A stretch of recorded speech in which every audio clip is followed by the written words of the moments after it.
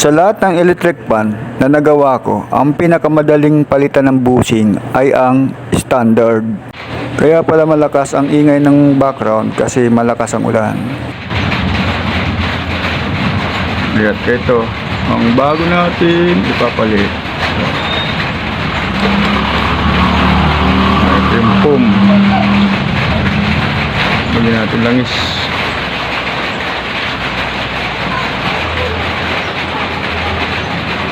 Ay! Yan. Danis.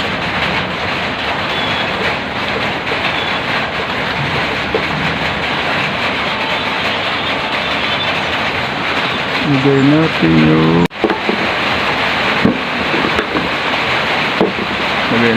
yung lock.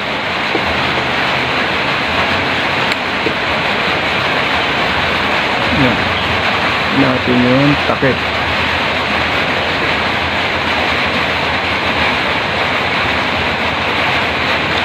Yan. Tatapat lang natin yan sa butas-butas. Tapos itong madali sa nilalagyan lang.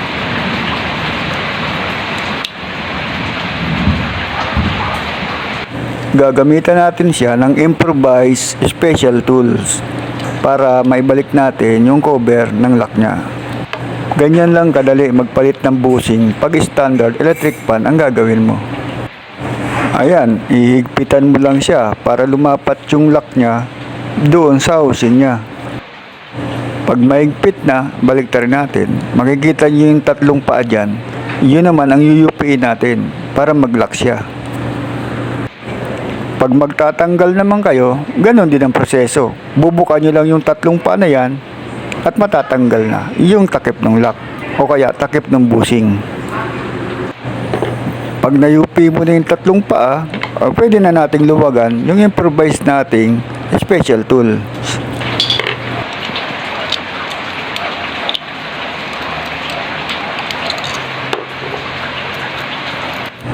O ayan, kapit na kapit siya.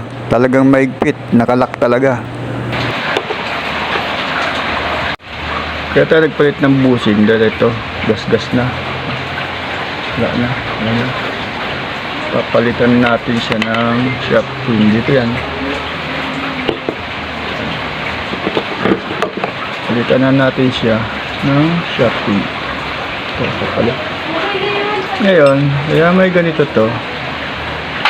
Para dito, palatandaan niya. Yan. Ang style dyan, pag magpapalit tayo ng shafting, lalagay ka, baliktad mo to. Yan.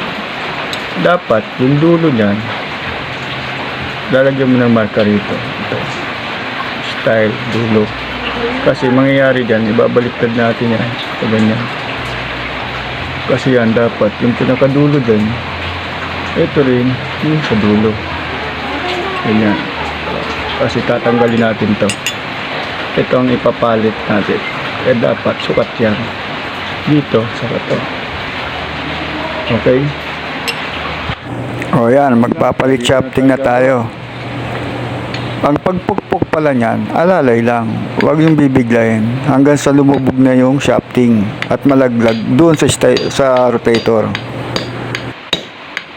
Ang lakas pa rin ng ulan sa labas, kaya dito na tayo sa loob gumawa. Dapat doon ako gagawa sa may lamesa ko kasi may talagang tanggalan ako ng shafting doon. Kaso, walang bubong doon, kaya mababasa tayo. Kaya dito lang tayo sa loob. Huwag lang mabasag yung tiles, yari tayo kay commander nito.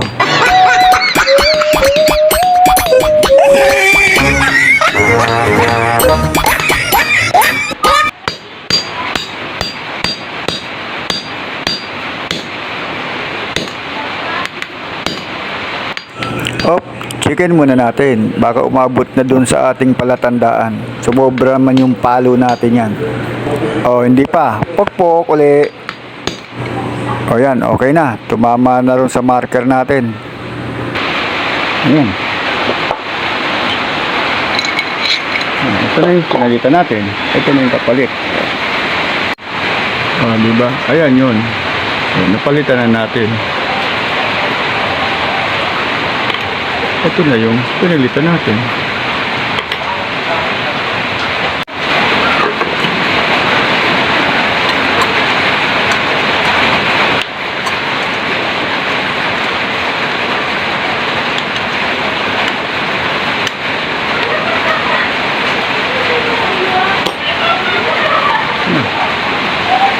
Pasok natin.